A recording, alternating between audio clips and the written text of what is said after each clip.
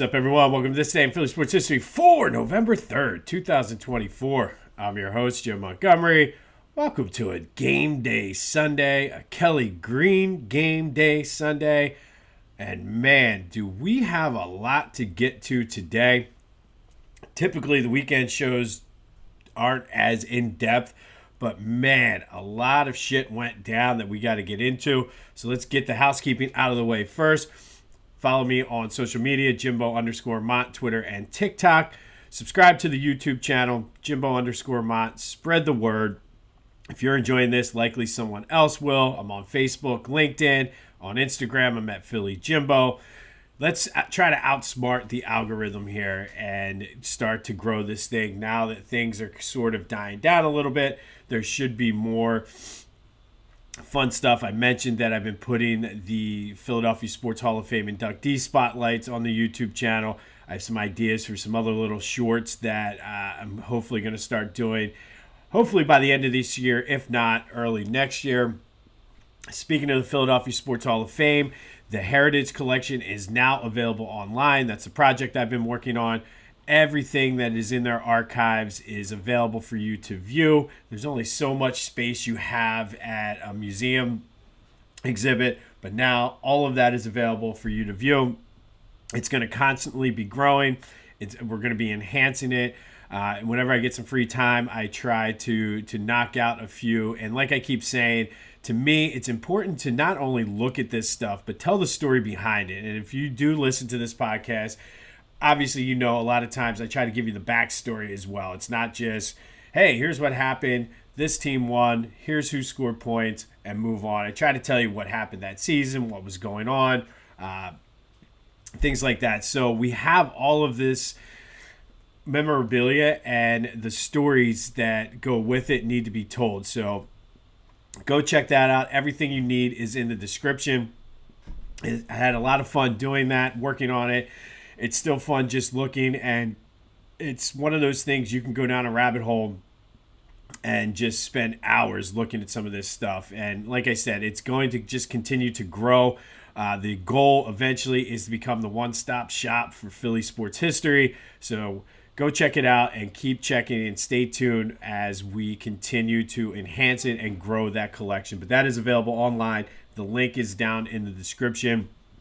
Takes you right to the website I created that sort of outlines what we have going on, what we're trying to do, and then takes you directly to the actual memorabilia. Be sure to check out my boys at the Clashing Conferences. They had a couple different Halloween episodes for football. It's always a good day to check out football on a game day Sunday, especially since the Eagles don't work till 4. Put the red zone on, mute it, and then watch the football episode. And then check out the baseball episode. It was the season finale. Nice Halloween special. I made a special guest appearance on there, so go check it out. We're talking about the scumbag New York Yankees fans. Had a lot of fun with them. Always a good time. Steven and the crew over there are doing a great job. And college is coming around the corner. College basketball kicks off next week. I'm going to do a little Big Five preview tomorrow. They have a college football / basketball episode starting that's going to run through March Madness. So be sure to check them out. They're doing good things over there. Good friends of mine, and love whenever I get to hang out with them. Go to Philly Goat. I'm telling you, get the cooler backpack. I wish I had it for Halloween. It would have come in handy so I didn't have to wheel my cooler around the neighborhood. They got you covered. Get your Eagles gear, Sixers gear if you want it. I'm sure there might be a new Joe shirt coming out soon. More on that in a minute. But they got you covered. Go to Philly Goat. Use the promo code Jim Montgomery for 10% off your order. That's phillygoat.com. Promo code Jim Montgomery for 10% off of your order. All right, let's get into it. So there was the doubleheader down at the Wells Fargo Center yesterday. Not good for our winter teams. Not good at all. Flyers kicked it off with a 3-0 loss to the Bruins. But there was more to it than that. Samuel Ersson left the game 7 minutes in with a lower body injury. No further details that I was able to find this morning. I wanted to get this on and out to get the Eagles preview and talk about what happened in the second game. So I was not able to do it. There might be an update on that, but not good because he's been playing very well, especially recently. So hopefully he does not miss an extended amount of time. But they just didn't have the energy after he went down. Obviously, Boston's a good team, but the bigger concern is the fact that Samuel Ersson is, I guess for right now, day to day with a lower body injury. You got to love hockey injury reports where it's lower body or upper body. No further details. It did look as though at one point he made a save, so I don't know if it might be a groin or a strain or something like that. But once we get updates, I will get that to you. And then in the nightcap, Sixers. Oh boy, lost 124 to 107. They were overmatched pretty much the entire game. This team's an absolute train wreck right now in more ways than one. Tyrese had 23. I guess you could say the lone bright spot was Jarrett McCain. He had 19 points, shot 50%, 33% from three-point. He kind of came out with some energy, but this team without Paul George and Joel is just a small team. So they continue to struggle to create shots. They continue to struggle to rebound. And if you're not hitting the shots and then not grabbing rebounds, that's basketball 101. And that's what the issue is with this team. But the real story happened in the locker room after the game. I woke up to this and I've just been seeing reports and reading up on this. This is an absolute insane story. So we know before the season started, Marcus Hayes put out a column basically calling out Joel Embiid. He's been hard on him this entire season, questioning whether he wants to play and things like that. We talked about Joe's press conference the other day where he flat out called out Marcus Hayes and said, I've done so much for this effing city. And he was pissed off about it. But I didn't mention this before. I thought it was distasteful and just kind of let it go. And so much so that Marcus Hayes actually rewrote the story because of this. But he had mentioned that, questioned Joe saying, you want to leave a legacy for your son who's named after your dead brother. I'm paraphrasing here.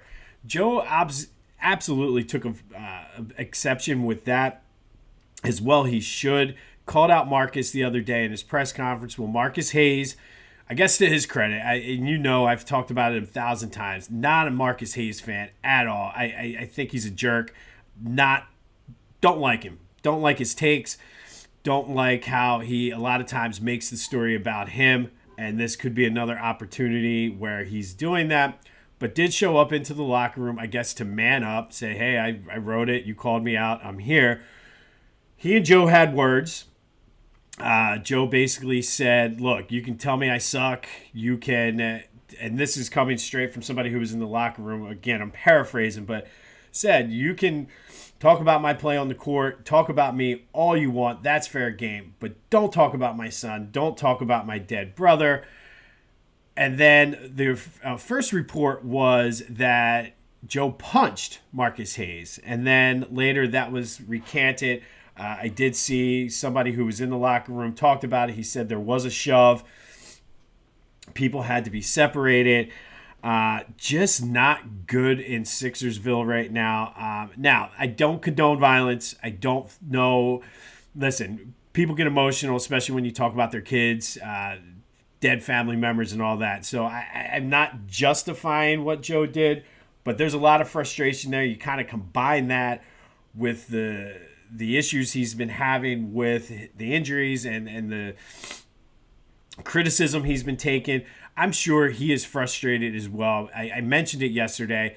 You can call Joe anything you want, but one thing you can't call him is soft. So I'm sure if he wants to play, or he could play, he would be playing. So I take exception to that. But I don't know if you should be pushing a reporter at all, even if it is Marcus Hayes, who just, like I said, not a fan of. But, man, this is crazy because likely, I mean, you have to imagine he's at least going to get fined for this. But you have to think that there's going to be some type of suspension.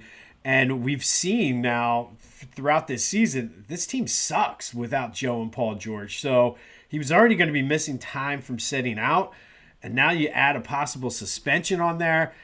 The Sixers, like I said, are a train wreck, but man, fireworks in the locker room. Joel Embiid shoving Marcus Hayes, and this could go one of two ways. The team could just completely collapse and they could be done for the season, or they could rally around Joe and start playing better. I mean, in order to do that, though, you got to hit your shots. So I don't know. We'll stay tuned for this as it comes, because this is a very, very interesting and this is like the Real Housewives of the Philadelphia 76ers right now. And I mean, the play on the court is not good. So, hey, this is the most entertaining thing about the Sixers season so far. So stay tuned for that. And this comes on the same day that I guess Jason Kelce, I don't know if he was promoting garage beer, because the video I saw had him with a 6-pack or a 12-pack of garage beer walking into Beaver Stadium for the Penn State-Ohio State game. But I guess people were trying to get fist bumps, autographs, all that other stuff, which you have to imagine. But some knucklehead, and I'm being nicely when I say knucklehead, said, hey, how does it feel that your brother's a expletive, which is a homophobic slur, for dating Taylor Swift? Kelce, to his credit, I feel like this dude was looking for a payday, looking to get Kelce to punch him.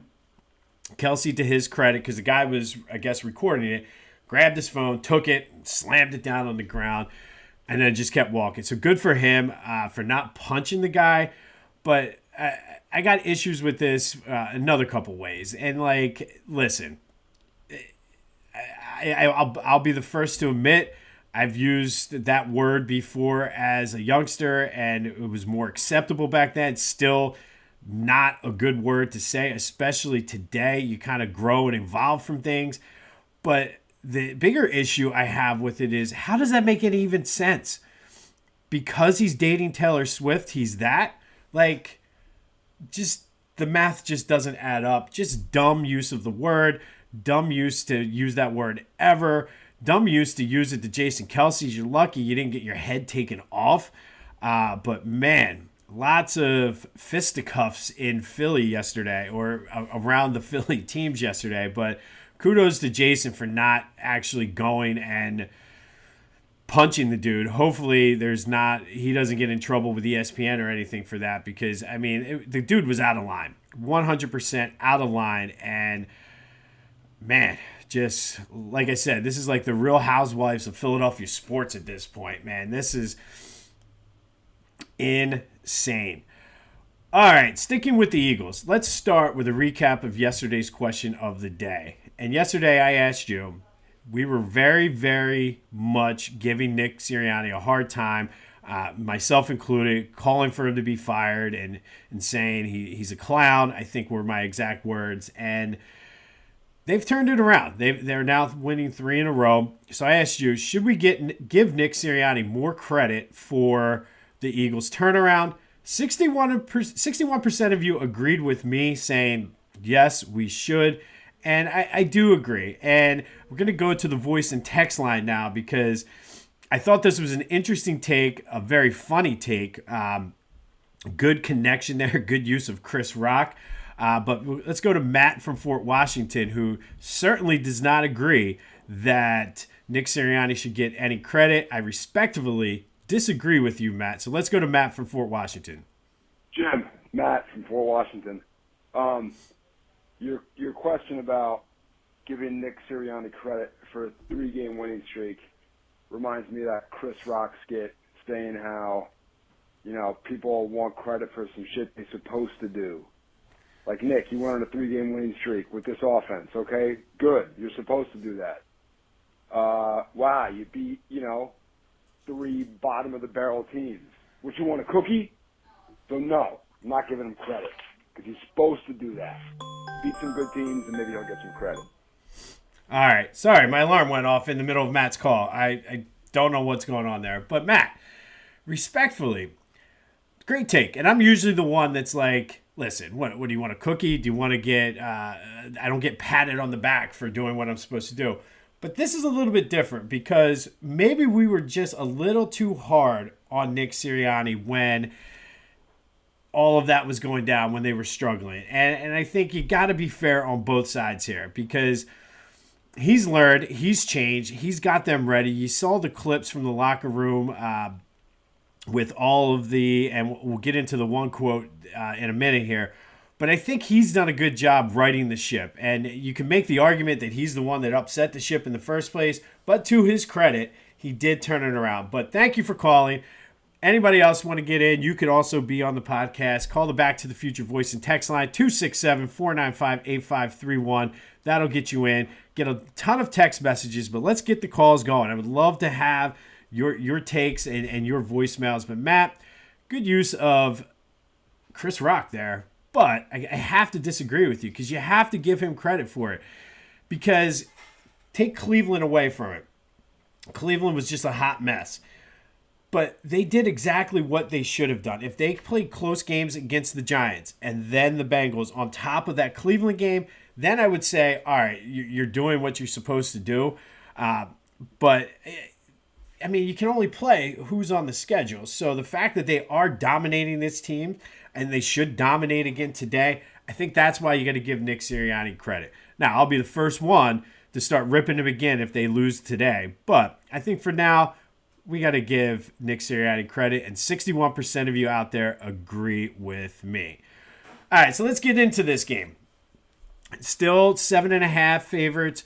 The over-under is set at 46. It's been pretty much that way all year. All week. It is Doug Peterson's return, Dougie P, and obviously there's a statue out there for him.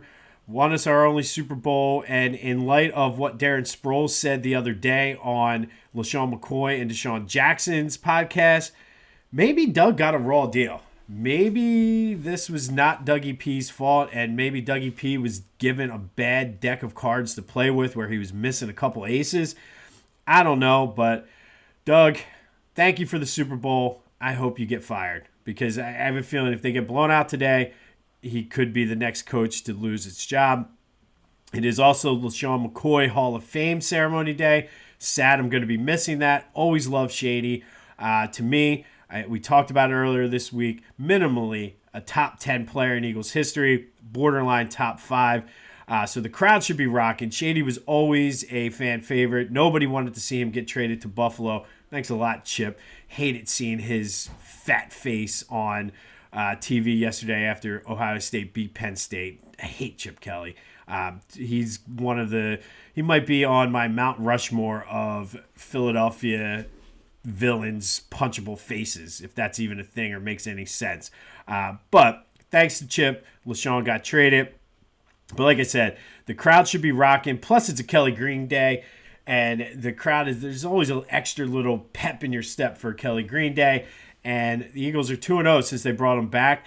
Let's see if they can make it 3-0. So let's get into the keys to the game.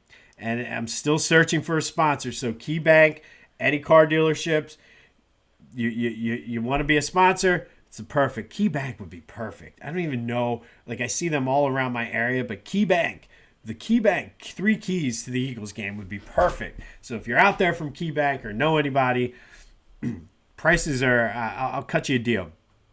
But first key is avoid the trap.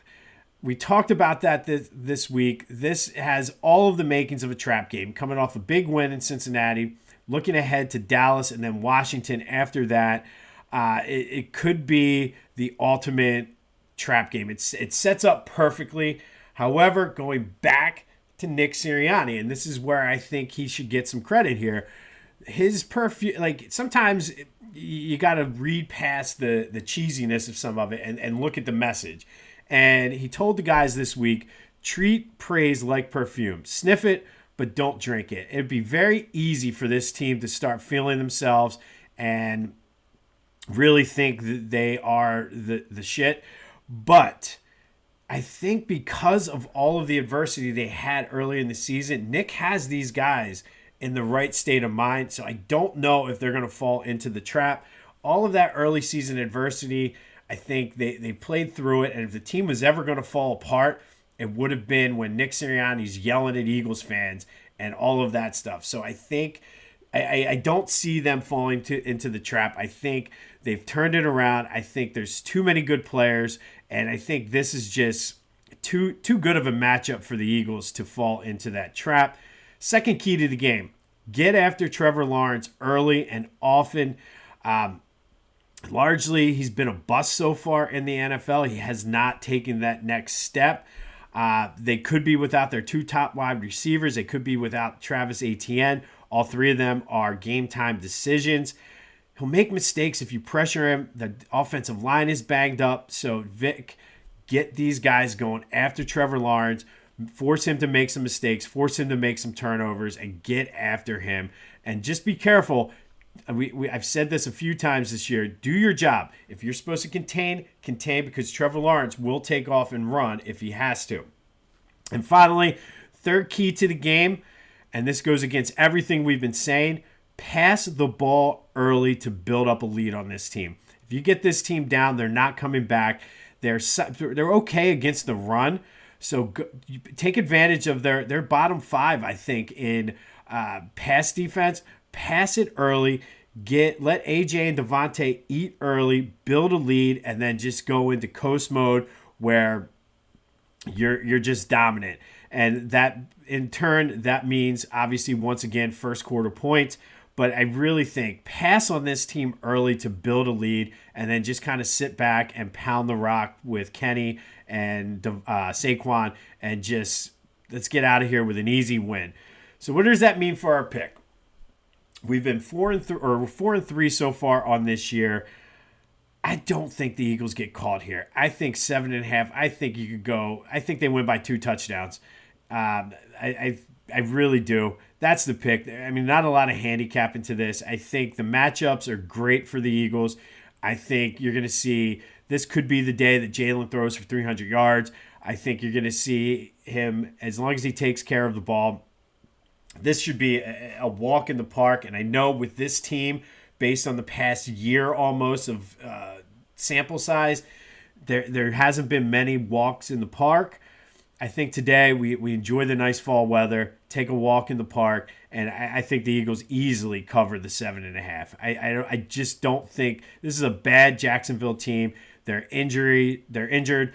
I think the way the defense has been playing, get after Trevor Lawrence. I think I might be switching my defense in fantasy to start the Eagles today.